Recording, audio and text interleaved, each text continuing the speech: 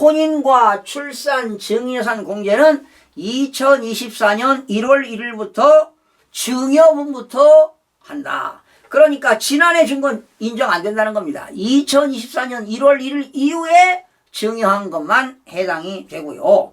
혼인일은 어떻게 되느냐? 결혼일이 아니라니까요. 혼인관계증명서, 혼인관계증명서상의 신고일입니다. 혼인신고일.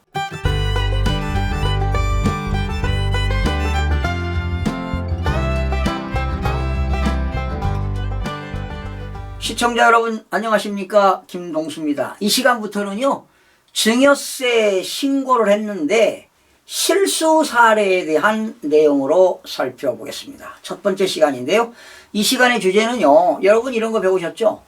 혼인, 출산, 증여재산 공제 학습하셨습니다. 자녀가 혼인하거나 또 결혼해서 아이를 낳다 출산하게 되면 증여재산 공제를 평생 한 번입니다. 1억 원까지 공제해준다. 이미 학습을 했습니다. 그런데 적용 시기를 오해해가지고요, 잘못된, 적용을 잘못한 사례가 있습니다. 그러니까 적용 시기를 오해하여 적용한 사례를 두 가지만 소개해 드리도록 하겠습니다. 여러분 기억나십니까?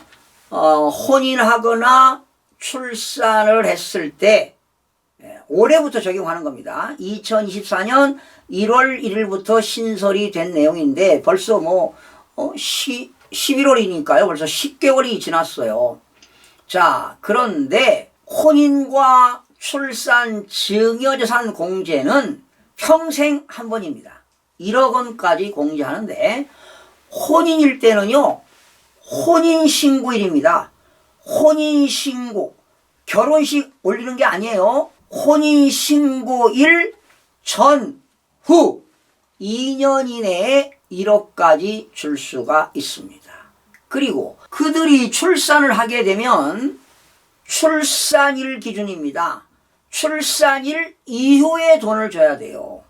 아니면 입양을 했다면 입양신고일 이후에 1억까지 줄 수가 있습니다. 그러면 각각 1억이 아니에요. 혼인과 출산 합쳐서 평생 1억 원을 공제해 줍니다. 그러면 실수 사례를 소개해 보겠습니다. 부모가 자녀에게 어떻게 주었느냐. 2023년 12월입니다. 2023년 12월에 현금을 증여했어요.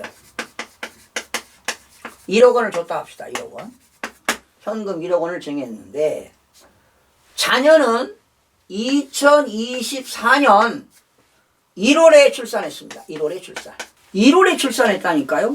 그런데 이때 이 자녀는 23년 12월에 증여했으니까 증여세 신고는 언제입니까?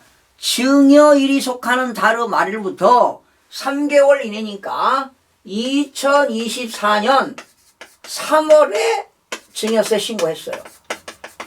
3월에 증여세를 신고하면서 출산 증여산 공제 1억 원을 공제받은 거죠. 공제받고 신고를 했는데 과세관청이 적용 불가하다. 적용할 수 없다. 제가 1월 달에 출산했는데 2024년 1월부터 이러한 법률이 적용되니까 1억을 공제해달라고 신고했는데 과세관청은 안 된다는 겁니다. 왜? 아버지가 언제 줬나요? 12월에 현금 증여했습니다. 그러면 여러분 증여는 만약에 아버지가 아들에게 현금을 증여했는데 통장으로 이체했다. 통장으로 이체했다. 그러면 이체 한 날이 증여일이에요. 이체 한 날이. 그러니까 12월에 증여한 건 이거 혜택을 받을 수가 없어요. 언제입니까? 출산일 이후에 줘야 돼요. 미리 애 낳을 거라고 미리 주는 거 혜택이 없다는 거야. 출산일 이후에 1억을 주면 출산 증여산 공제 1억을 받을 수가 있는데 이 사람은 지금 12월에 주었다고 그러면서 3월 달에 증여세 신고하면서 출산 증여산 공제 1억 원 공제를 받겠다고 신청을 했는데 세무서에서는 적용 불가 이러한 판결이 나왔습니다. 공제를 받을 수가 없다는 것입니다. 예. 자, 또 한 가지 사례 하겠습니다. 결혼한 사례가 되겠습니다. 2021년 22월에 결혼식을 했습니다. 결혼식을 올린 거예요. 웨딩 마치를 한 거죠. 그런데 혼인신고를 안 했습니다. 언제 했느냐? 2022년 12월에 혼인신고를 했어요. 1년 후에 혼인신고했죠. 그런데 아버지가 부가 자녀에게 언제 증여했느냐? 2024년 올해 5월에 현금을 증여했습니다. 현금 1억 원을 증여했다. 그리고 증여세 신고는 언제까지입니까? 5월 달에 줬으니까 5월이 속하는 달의 말일부터 3개월이니까 6, 7, 8월 말에 증여세 신고했습니다. 8월에 증여세 신고했어요. 그런데 혼인 증여산 공제를 안 받았습니다. 모르고 그냥 신고했어요. 1억에 대해서. 자, 이것도 잘못 신고한 것이죠. 지금 이 사람은 결혼을 언제 했느냐? 2021년 결혼했고 2024년 5월에 현금을 증여했으니까 나는 혼인 증여자산 공제를 받을 수 없구나 하고 혜택을 받지 못했어요. 그렇게 신고했다고요. 그런데 알고 보니까 적용이 가능하다 이 말이야. 적용이 가능하다. 왜? 혼인일이 혼인신고. 여러분, 혼인은 결혼식이 아니라 혼인신고. 시군구 구청에 가서 혼인신고일로부터 혼인신고일 전, 후 2년이랍니다. 그러면 혼인신고일 이후에 줬으니까 2022년 12월이니까 2년이라면은 2023년, 2024년 12월까지 아직도 있어요. 올해 2024년 12월까지만 증여하면 혼인 증여자산 공제 1억 원을 받을 수 있다는 것입니다. 그런데 이분은 지금 2021년 결혼식 했으니까 훨씬 지금 2년이 지났지 않느냐. 2년 5개월이나 됐다. 그러고서 공제를 못 받았는데 이거는 적용이 가능합니다. 1억 원 적용이 가능합니다. 왜? 혼인신고일 기준이니까. 12월에 혼인신고했으니까 2024년 12월까지는 2년 이내 혼인신고일로부터 2년 이내에 1억 원 증여하면 혼인 증여자산 공제 1억 원 공제가 가능합니다. 그래서 공제를 받을 수 있다는 것입니다. 자, 여러분 이걸 아셔야 돼요. 혼인과 출산 증여자산 공제는 2024년 1월 1일부터 증여분부터 한다. 그러니까 지난해 준 건 인정 안 된다는 겁니다. 2024년 1월 1일 이후에 증여한 것만 해당이 되고요. 혼인일은 어떻게 되느냐? 결혼일이 아니라니까요. 혼인관계증명서, 혼인관계증명서상의 신고일입니다. 혼인신고일.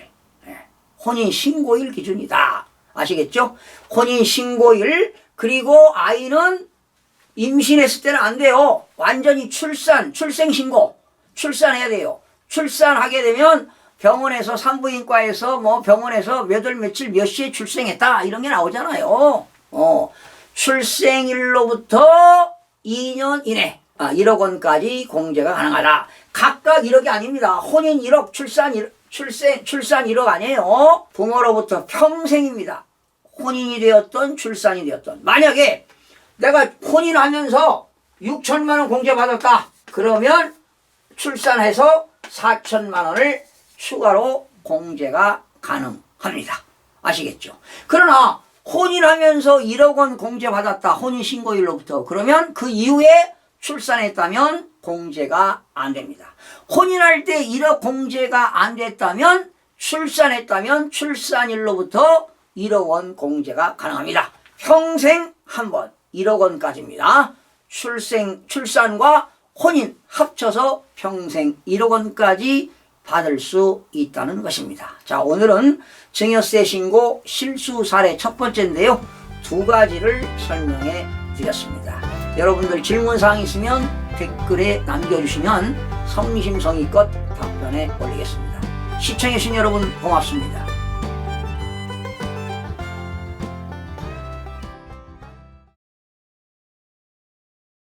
2023년도에 부모님에게 결혼자금을 빌리고 2024년도에 빌린 돈을 안 받기로 약정하면서 혼인증여재산 공제 적용을 받았습니다. 받지 못합니다. 적용 안 해줍니다.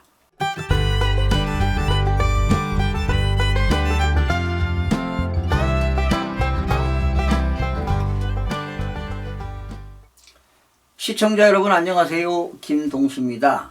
증여세 신고 실수 사례 두 번째 시간이 되겠습니다. 자, 이 시간에는요, 자녀가 부모한테 돈을 빌려왔습니다. 그런데 빌려온 채무를 면제받고 그 면제받은 금액만큼을 혼인증여재산 공제로 적용한 사례가 되겠는데, 과연 부모로부터 빌려온 돈을 면제받은 것을 우리는 뭐라고 합니까? 채무 면제 이익으로 인한 증여입니다. 그러니까 빌려온 돈을 면제받은 거니까 면제받은 것만큼 증여로 보는 거거든요. 그런데 그 증여로 보는 것을 증여세를 내지 않기 위해서 또는 적게 내기 위해서 혼인증여재산 공제를 받을 수 있느냐 하는 겁니다. 결론부터 말씀드리면 받을 수가 없습니다. 이런 경우죠. 지금 2023년도에 아들이 결혼을 하기 위해서 결혼자금이 부족하니까 아버지한테 돈을 빌려왔지요. 그러면 당연히 뭐 이자도 줘야 되겠고 또 원금도 갚아야 되겠죠. 원리금을 상환해야 되는데 아버지가 면제해 주겠다는 겁니다. 그러면 아들은 갚을 필요가 없겠죠. 그러면 그러한 채무 면제 이익을 얻은 것만큼을 증여로 보는 거예요. 그러면 아들은 증여세를 내야 되거든요. 그런데 아들은 증여세를 적게 내거나 안 내기 위해서 결혼을 했으니까 2023년도에 돈을 빌려왔지만 2024년도에 결혼을 했습니다. 그렇다면 원래 2024년 1월 1일부터 혼인 출산 증여재산 공제가 1억이 가능하거든요. 그러니까 아들은 1억을 공제받겠다 하고 신청을 했습니다. 세무서에. 그러나 세무당국은 받아들이지 않습니다. 아들이 올해 결혼하면서 혼인신고일입니다. 뭐 결혼했다고 되는 건 아니고요. 혼인신고일 전후 2년 이내에 그 자금을 증여했을 때 1억 원까지 공제하는 것이 혼인출산 증여재산 공제인데요. 이거는 결혼하기 전에 미리 준 겁니다. 결혼자금을 빌려준 거지요. 아들에게. 그런데 아버지가 안 받겠다. 채무를 면제해 주겠다. 그러한 면제받아서 이익 본 거는 이거는 공제가 안 된다고 명시하고 있습니다. 그래서 실수 사례인데요. 2023년도에 부모님에게 결혼자금을 빌리고 2024년도에 빌린 돈을 안 받기로 약정하면서 혼인증여재산 공제 적용을 받았습니다. 받지 못합니다. 적용 안 해줍니다. 자, 적용이 안 됩니다. 그러면 혼인신고, 혼인 및 출산 증여재산 공제가 안 되는 게 7가지가 있습니다. 혼인, 출산, 증여재산 공제가 평생이죠. 혼인이 되었던 출산이 되었던 1억 원까지 공제해 줍니다. 평생 한 번입니다. 1억 원까지 공제해 주는데 공제가 안 되는 경우가 있습니다. 이렇게 혼인, 출산, 증여재산 공제가 적용되지 않는 주요 증여재산입니다. 안 되는 겁니다. 안 되는 게 7가지가 있는데요. 자, 첫 번째는 보험을 이용한 증여행위입니다. 보험을 이용한. 여러분, 보험 가입자는 아들인데요. 아버지가 매달 보험료를 내주고 있어요. 그러면 이것도 징여입니다. 아들이 보험 가입했으면 아들이 내야 되는데 아버지가 대신 내주면 그것도 징여입니다. 그러나 이런 것들은 혼인 증여재산 공제가 안 된다는 겁니다. 두 번째, 저가 또는 고가 매매에 따른 저가 또는 고가 매매에 따른 얻은 이익이죠. 매매에 따른 이익입니다. 그러니까 특수관계인 간의 거래입니다. 아버지가 아들에게 부동산을 12억짜리, 시가 12억짜리를 6억에 매매를 했습니다. 6억에. 그렇다면 시가가 12억인데 6억에 매매했다는 건 저가 양도한 거 아닙니까? 그러면 그런 저가 양도한 것도 증여로 보는 겁니다. 여러분, 그럴 때 얼마를 증여로 보느냐 한번 설명을 드려보겠습니다. 지금 시가가요 12억입니다. 그런데 아버지가 아들한테 6억 원에 매매했어요. 그러면 시가와 대가와의 차액이 얼마입니까? 시가는 12억이고 대가가 6억이니까 시가와 대가와의 차액이 얼마입니까? 6억 원입니다. 이때 증여재산가액은 어떻게 되느냐? 6억을 다 증여로 보는 게 아닙니다. 언젠가 한번 말씀드렸죠. 시가가 얼마입니까? 12억이죠. 여기에 30%입니다. 시가의 30%를 곱한 금액과 3억 원 중 이게 기준금액입니다. 이게 기준금액이에요. 시가 12억의 30%면 3억 6천. 그리고 3억 원. 둘 중에 적은 금액이 기준금액입니다. 적은 금액. 그럼 얼마입니까? 3억이죠? 그러면 결과적으로 시가와 대가와의 차액 6억 원에서 기준금액, 적은 금액 3억 원을 빼니까 결과적으로 얼마입니까? 3억 원이 증여재산가액입니다. 시가와 대가와의 차액이 6억이지만 3억 원만 증여한 것으로 본다 해서 아들은 3억 원에 대해서 증여세를 내야 된다는 겁니다.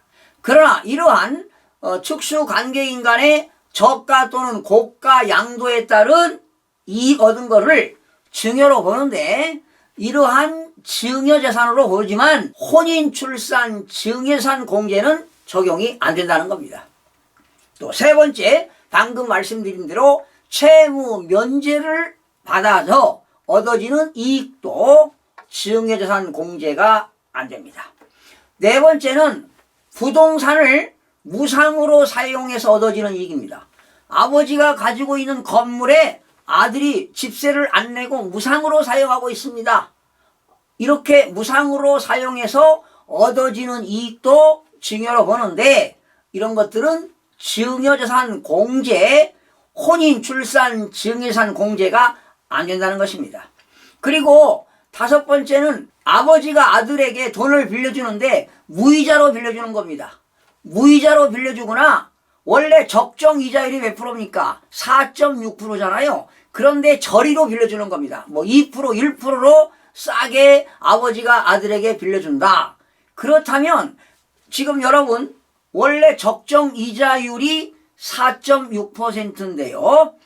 아버지가 아들에게 빌려주고 아들이 아버지에게 지급되는 1년분 기준 이자가 1천만 원 이자가 이상이면 증여세 대상이 되고요.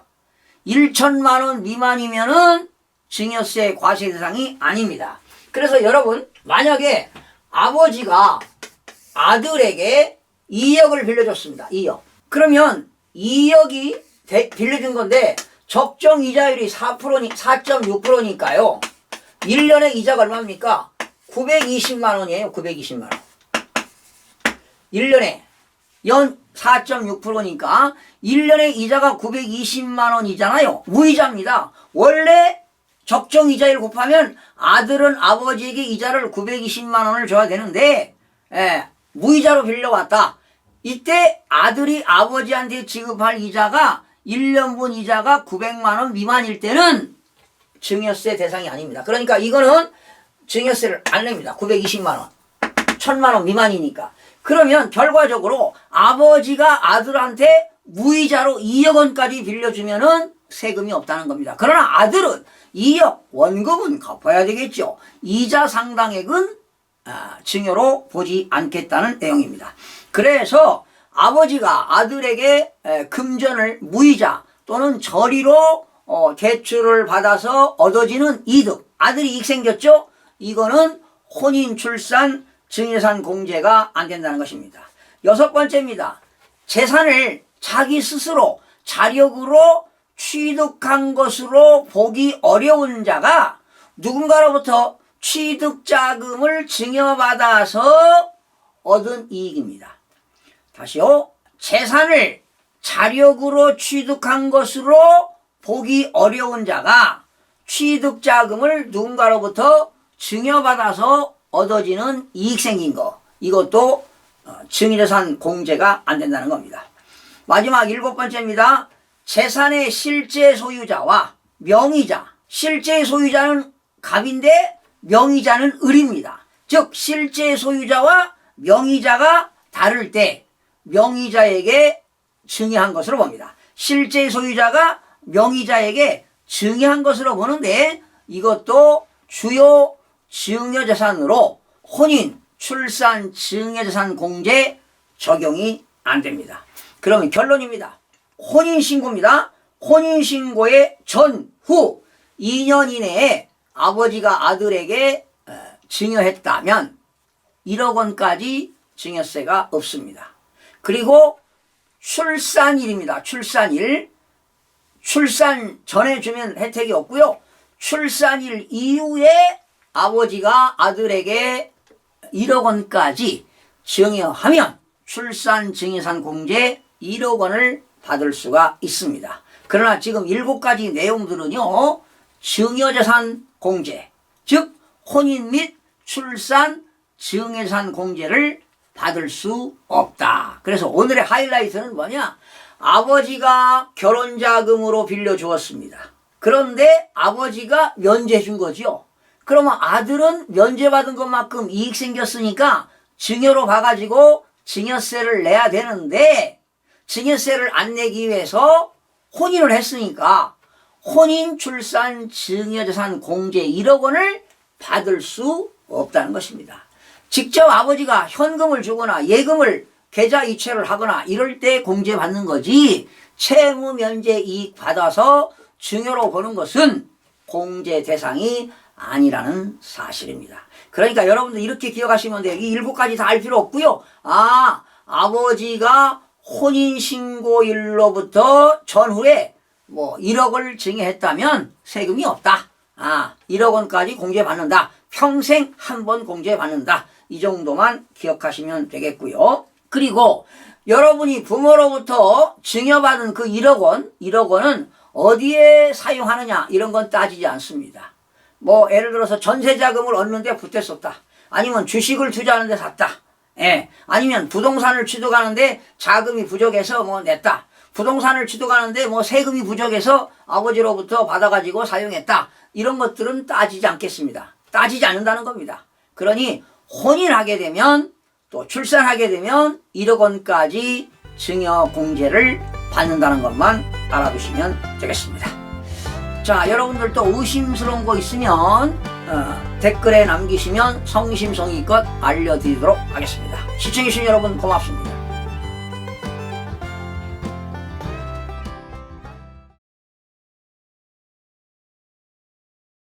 부동산을 아버지가 증여했을 때는 언제가 증여 시기로 보느냐? 등기 등록 접수일이 되겠습니다. 등기 등록 접수일.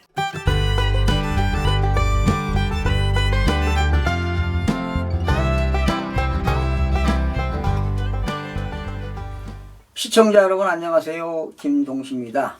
증여세 신고 실수 사례 3번째 시간이 되겠습니다. 자, 이 시간에는요 부동산 증여 시기입니다. 증여 언제 주었느냐? 증여 시기를 잘못 알고 증여세 신고를 한 사례에 대해서 살펴보겠습니다. 실수 사례인데요. 자, 부동산을 증여받고요. 증여일자에다가 계약일을 기재했습니다.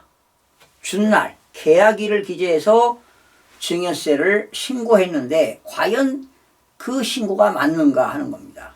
그런데 증여 재산이 무엇냐에 따라서 재산 종류별 증여 시기가 달라집니다. 재산 종류별 증여 시기가 달라져요. 여러분, 만약에 뭐 아버지가 아들에게 현금을 증여했다. 그러면 계약서를 쓰지 않아도 그냥 통장에 이체했다. 아버지가 아들에게 5천만 원 주겠다 해서 통장에 줬어요. 그럼 언제가 증여 시기일까요? 이체하는 날이죠. 통장에 이체하는 날. 그런데 부동산을 줬어요. 그러면 부동산을 주게 되면 증여계약서를 작성해서요. 사실은 등기하기 전에 시군구에 가서 증여계약, 검인계약을 받아야 돼요. 그리고 등기소에 가서 등기를 해야 됩니다. 그러면 아버지하고 아들하고 아빠가 아들에게 부동산을 증여하겠다. 증여계약을 맺었다고 가정해 봅시다.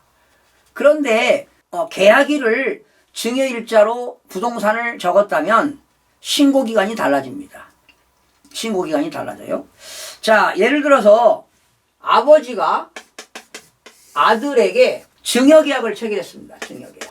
증여계약은 2024년 1월이었습니다. 증여계약은 1월이고 등기소에 아들은 이 부동산을 등기소에 가가지고요. 등기 접수일은 언제냐? 등기 접수일. 증여를 받아가지고 등기 접수일은 2024년 만약에 4월이라고 가정해 봅시다. 5월이라고 합시다. 5월. 그런데 이때 아들은 언제 증여세를 신고했느냐? 1월로 계산해가지고 증여계약일을 증여일자로 본 겁니다. 그래서 아들은 1월 달에 증여를 받았으니까 2, 3, 4월에 증여세를 신고했어요. 적정하지 않다는 것이죠. 부동산을 증여했을 때는 등기 접수일, 증여 등기 접수일이 증여 시기가 되는 겁니다. 그렇다면 5월이기 때문에 언제까지 신고해야 되느냐? 6, 7, 8월까지 신고해야 돼요. 8월까지. 4월까지 신고할 필요가 없다는 겁니다. 그러니까 2024년 4월까지 신고하지 않고 2024년 8월까지 신고해야 된다. 그러니까 아버지가 아들에게 부동산을 증여했다면 언제가 증여 시기로 볼 거냐? 증여 등기 접수일. 증여 등기 접수일이 증여 시기가 된다. 그 달의 말일부터 3개월 이내에 증여세를 신고하면 되겠습니다. 그리고 중요한 거는요. 증여 시기가 언제냐에 따라서 모든 자산은 가격이 상승하기도 하고 하락하기도 하는데 그 증여 시기에 따라서 증여받은 재산의 평가액이 달라질 수가 있다는 겁니다. 그러니까 증여 시기를 제대로 판단하는 것이 중요한 일이다라는 것입니다. 그리고 증여재산을 평가할 때요. 시가로 보는 가격, 시가라고 하는 건 불특정 다수인들에게 거래가 이루어지는 가격이 시가인데 시가가 이렇게 2개 이상 있으면 증여일 전, 후에서 가장 가까운 날에 해당하는 가액을 시가로 보는 것이 일반적입니다. 그래서 여러분 증여세를 신고할 때 부동산인 경우는 등기소에 등기 접수일이다. 등기 접수일. 그러나 여러분 자동차 같은 거는 등기가 아니죠. 부동산은 등기지만 선박도 20톤 이상은 등기인데요. 자동차는 등록이죠. 등록 접수 신고일이 되겠죠. 부동산은 등기 접수일이 되겠고 자동차는 등록 신청서 접수일이 되겠습니다. 그래서 재산 종류별의 증여 시기를 살펴보게 되면은요. 부동산은 어떻게 된다고요? 부동산은 등기 접수일. 등기 접수일이 있고요. 자동차 같은 경우는 등록이니까 등록 접수일이 되겠죠. 자동차는 등록 접수일. 자, 주식 같은 건 어떻게 될까요? 주식은 증여 시기가 언제가 될까요? 주식인도일. 주식을 주는 날. 아니면 명의를 바뀌는 걸 뭐라고 합니까? 명의 개소일. 명의 바뀌는 날, 개소일. 둘 중에 뭐예요? 빠른 날로 보는 겁니다. 다시요. 주식은 주식인도일 아니면 명의 개소일 중 둘 중에 빠른 날이 되겠고요. 네 번째, 예금은 언제입니까? 이체일이지 뭐. 이체하는 날. 통장에 넣어주는 날이 되겠죠. 이체하는 날. 그 다음에 분양권 같은 건 어떻게 될까요? 분양권. 분양권 같은 것은 권리 의무가 승계되는 날. 권리 의무 승계일입니다. 권리 의무 승계하는 날. 이 날이 증여 시기가 되겠습니다. 그러니까 재산마다 증여 시기가 약간 다른데요. 오늘은 부동산을 아버지가 증여했을 때는 언제가 증여 시기로 보느냐? 등기 등록 접수일이 되겠습니다.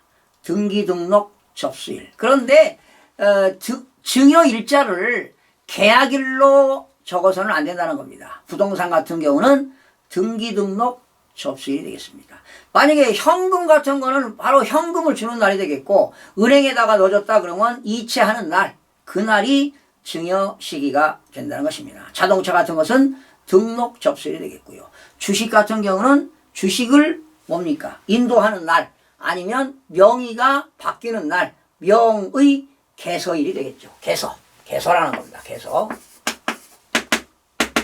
명의가 바뀌는 날, 개서일 되겠고요. 예금은 이체하는 날, 분양권은 권리 의무가 승계되는 날, 이런 것들이 재산 종류별 증여 시기가 되겠습니다. 부동산은 언제라고요? 등기 등록 접수일이 되겠습니다. 등기 접수일이 증여 시기가 된다. 그러면 등기 접수일이 있는 말일부터 3개월 이내에 증여세를 신고하고 납부하면 되겠습니다. 그러나 3개월 이내에 신고 납부하지 않으면 뭐가 붙습니까? 가산세가 붙습니다. 그리고 3개월 이내에 신고하고 증여세를 신고하게 되면 신고세액공제, 납부세액의 3%를 공제해주는 제도가 있죠. 이것이 신고세액공제가 되겠습니다. 시청해주신 여러분 고맙습니다.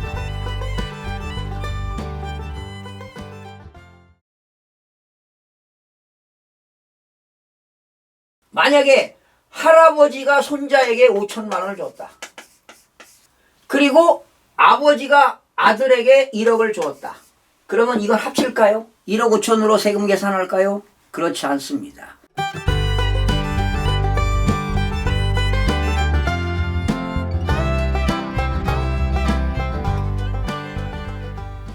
시청자 여러분 안녕하십니까? 김동수입니다. 증여세 신고 실수 사례 네 번째 시간이 되겠습니다. 오늘 이 시간에는요, 증여일 전 누군가가 증여할 때 10년 이내에 동일인으로부터 받은 증여재산가액을 합산하지 않았던 그런 사례를 소개하겠습니다. 자, 증여일 전 몇 년이네요? 10년 이내에. 여기서 중요한 게 동일인입니다. 동일인으로부터 받은 증여재산가액을 합산하지 않았던 사례입니다. 예를 들어 보겠습니다.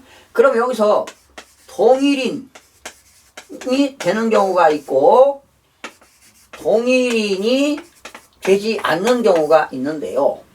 부와 모, 아버지와 어머니 동일인입니다. 또 조부와 조모, 할아버지와 할머니도 동일인이 되는 겁니다. 이게 동일인입니다. 그런데 동일인이 아닌 것은 만약에 조부와 부, 할아버지와 아버지, 이거는 동일인이 아닙니다. 그죠? 부와 조부, 부와 조부, 조부와 부는 동일인이 아닙니다. 그리고 장인과 장모는 동일인이 아닙니다. 세법에서 그렇습니다. 시아버지가요, 며느리한테 줄 수 있는 금액은 얼마일까요? 1,000만 원만 공제해 줍니다. 증여재산 공제가. 또한 장인이 사위한테 주는 거 10년 통산 1,000만 원까지만 줄 수 있습니다. 그러나 장인 어른이 시집간 딸에게는 자녀기 때문에 출가했어도 5천만 원까지 증여를 받을 수가 있습니다. 그런데 시아버지가 며느리한테 줬다. 역시 이거는 1,000만 원밖에 공제가 안 됩니다. 그러나 출가한 딸에게 장모가 출가한 딸에게 줬다. 자녀기 때문에 5천만 원 공제가 가능합니다. 자, 그리고 여기서 동일인 중요합니다. 부와 모는 동일인입니다. 그리고 조부와 조모도 동일인인데요. 만약에 여기에 이분의 자녀가 있다면 이분한테는 뭐가 될까요? 손자가 되겠죠. 이때 손자 입장에서는 아버지, 어머니나 할아버지, 할머니 다 직계 존속입니다. 그러니 직계 귀속인 손자가 직계 존속으로부터 성인이라면 5천만 원을 10년 동안 공제받을 수가 있습니다.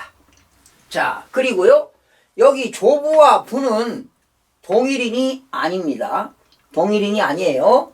그러면 여러분, 만약에 할아버지가 손자에게 5천만 원을 줬다.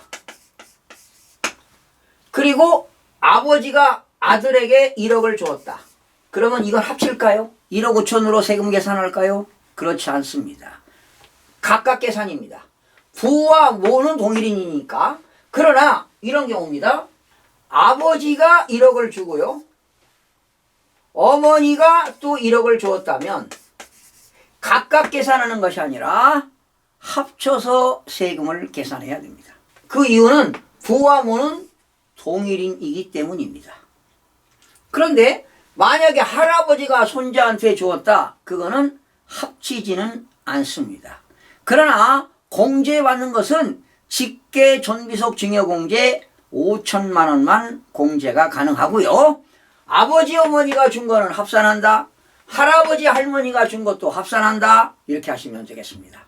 그러나 할아버지가 주고 아버지가 주었을 때는 동일인이 아니기 때문에 합산하지 않는다는 것입니다. 자, 이런 내용입니다.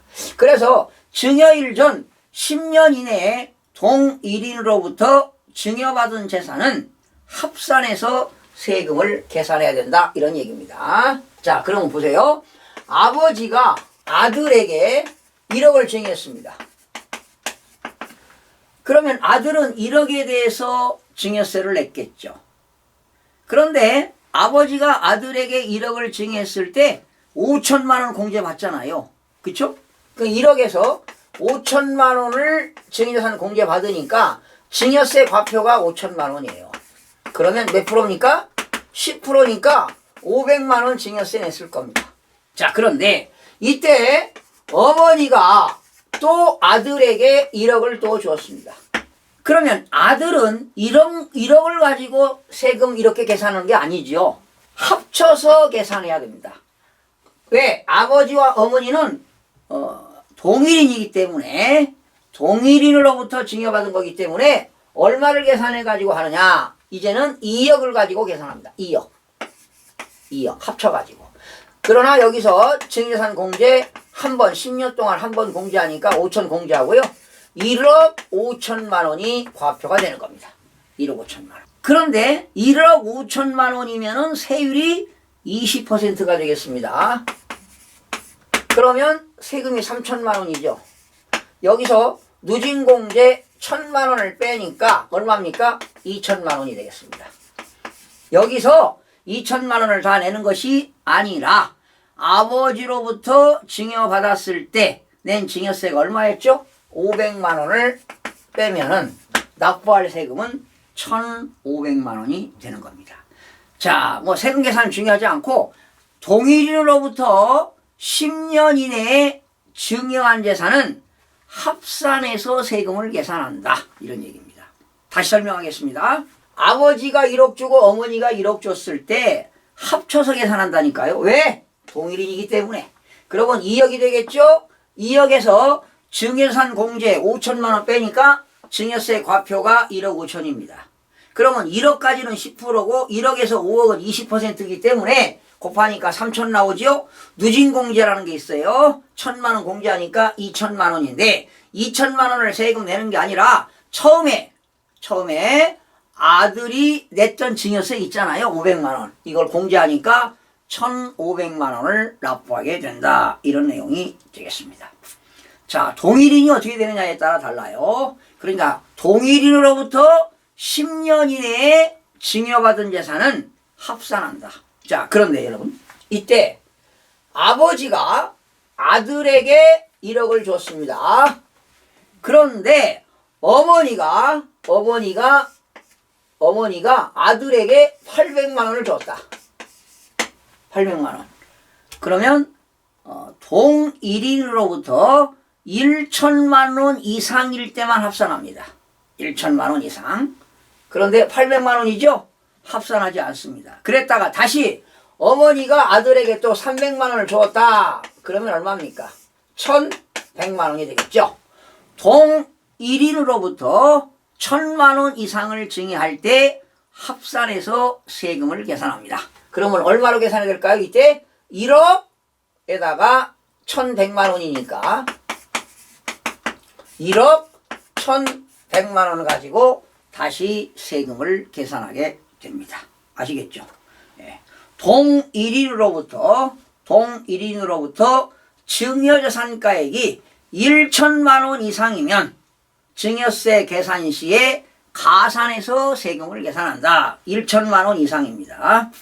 그러나 이미 납부했던 세금은 공제해준다. 이렇게 하시면 되겠습니다. 자, 그리고 여러분 흔하지 않는 건데요. 장인이 사위한테 주었다. 1,000만 원 공제합니다. 기타 친족 공제 1,000만 원이 되겠습니다. 그것도 10년 동안이죠. 또 시아버지가 며느리한테 주는 것도 기타 친족 공제로 해서 10년 통산 1,000만 원을 공제한다는 것 기억하시면 되겠습니다. 시청해주신 여러분 고맙습니다.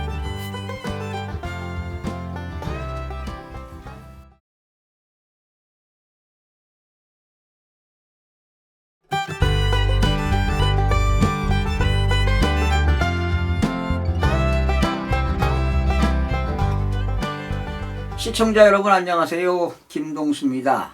자, 오늘 증여세 신고 실수 사례 5번째인데요. 마지막 시간이 되겠습니다. 여러분, 부모로부터 만약에 아파트를 증여받았다. 그러면 아들인 수종자는 증여세를 신고해야 되겠죠. 이때 증여 시기가 언제입니까? 부동산 같은 경우는 등기등록 접수일이 되겠죠. 등기소에 접수일 기준입니다. 그래서 접수가 있는 달의 말일부터 3개월 이내에 신고를 해야 되지요. 자, 그런데 어떤 금액으로 하느냐? 증여할 때 그 증여 시기가 등기 접수일이니까 등기 접수일 현재, 즉 증여일 현재 시가로 해야 됩니다. 시가. 그런데 오늘은 어떤 거냐면요. 유사재산입니다. 비슷한 재산의 가액을 잘못 적용해가지고 증여세를 신고한 사례입니다. 그러니까 증여일 현재 뭘로 해야 돼요? 증여일 현재 시가로 평가해야 돼요. 시가. 여러분, 시가라고 하는 것은 불특정 다수인들로부터 매매가 이루어지는 가격이 시가가 되겠죠. 예를 들어서 어느 아파트 단지가 있어요. 단지가 있는데 그 단지 안에도 뭐 101동 아파트가 있고 뭐 110동이 다 다르죠. 위치가 다릅니다. 그러면 만약에 내가 101동에 있는 아파트를 증여했다. 그러면 101동에 있는 아파트 거래 가격이 있을 겁니다. 매매 사례 가격이 있어요. 이건 어떻게 알 수 있느냐? 국토교통부 실거래가 시스템에 들어가면 됩니다. 국토교통부 실거래가 공개 시스템. 국토교통부 실거래가 공개 시스템입니다. 네. 국토교통부 실거래가 공개 시스템에 들어가면 101동에서 거래된 내용이 나올 겁니다. 그게 바로 시가입니다. 그러나 평수가 같아야 되겠죠. 전용 면적이 뭐 85제곱미터 미만이다. 그러면 85제곱미터 84점 뭐 전용 면적이 84.2763이다. 그러면 여기에 맞는 거래 가격이 있다면, 매매 사례 가격이 있다면 그게 바로 시가가 되겠습니다. 그런데 만약에 101동에 거래 가격이 전혀 없습니다. 거래가 없어요. 매매 사례 가격이 없습니다. 그러면 자기 단지 내에 다른 동이 되겠죠. 만약에 110동의 거래 가격을 조사하면 매매 사례 가격을 알 수가 있습니다. 그러니까 동일한 단지 내 같은 단지가 되겠죠. 101동에서 110동. 그러나 이제 위치상에 따라 달라요. 101동과 110동의 위치가 다른데 101동에 거래가 없으니까 다른 동에서 공동 그런 단지 내에서 찾아야 되겠습니다. 그런데 110동에도 마찬가지입니다. 84.2763 제곱미터의 그 전용 면적을 찾아야 되는데 만약에 그런 면적이 없다면 이 면적과 5% 이내 차이가 있어야 됩니다. 그러니까 뭐 84. 더 큰 면적이 있겠고 뭐 80.73 이런 면적이 있겠죠. 그러니까 자기가 살고 있는 그 증여한 단지의 면적과 다른 동의 전용 면적이 5% 이내이어야만 시가로 평가할 수가 있습니다. 그리고 공동주택 가격이 5% 이내일 것. 가격 차이와 면적입니다. 면적과 가격 차이가 5% 이내인 유사한 그런 아파트의 거래 가격을 조사해서 그것을 시가로 결정하면 되겠습니다. 그러니까 터무니없는 가격으로 하면 안 되겠죠. 그래서 다른 공동단지 내에서는 전용 면적이 5% 이내인 가격, 거래 가격, 매매 사례 가격이 되겠죠. 또 가격 차이도 역시 5% 이내일 것, 이렇게 해서 신고하면 되겠습니다. 자, 그래서 여러분들이 증여를 받게 되면 잘못 그 시가를 계산하게 되면 또 추징당하는 경우가 있습니다. 그러니까 매매 사례 가격을 잘 조사해야 되는데 증여일 전 6개월, 증여일 전 6개월, 증여일 이후 3개월 이내에 매매 사례 가격도 시가로 인정이 됩니다. 그러니까 거래가 빈번하지 않습니다. 이렇게 101동이나 110동에 거래가 거의 없습니다. 그랬을 때 같은 단지 안에서 증여일 현재 6개월 전 그리고 증여일 후 3개월 이내에 거래한 가격이 있다면 그러한 매매 사례 가격을 시가로 해서 인정을 해 주겠다는 것입니다. 그래서 이렇게 아파트를 증여받았을 때 시가로 신고를 해야 되는데 잘못 시가를 산정해서 평가하게 되면 추징을 당할 수도 있기 때문에 신고를 잘 해야 할 것입니다. 그래서 오늘은 이러한 증여세 신고할 때 신고를 하는데 시가를 평가, 즉 매매 사례 가격을 평가해서 신고하는 것에 대해서 학습을 해봤습니다. 그래서 여러분 증여세 신고 전에 확인할 사항은 뭐냐? 증여일 현재 시가를 찾아야 됩니다. 또 유사한 매매 사례 가격을 시가로 인정한다는 것입니다. 그리고 공동주택 같은 경우는 유사한 자산으로 보는 요건이 따로 있다. 바로 동일 단지 내에서 소재해라. 그리고 전용 면적도 5% 이내 차이가 있어야 된다. 그리고 공동주택 가격 차이도 역시 5% 이내이어야 한다. 이런 것입니다.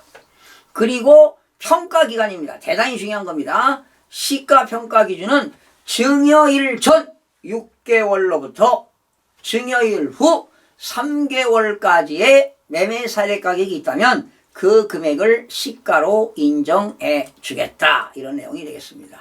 자, 이래서 오늘까지 이 증여세 신고 실수 사례 5가지를 살펴봤고요.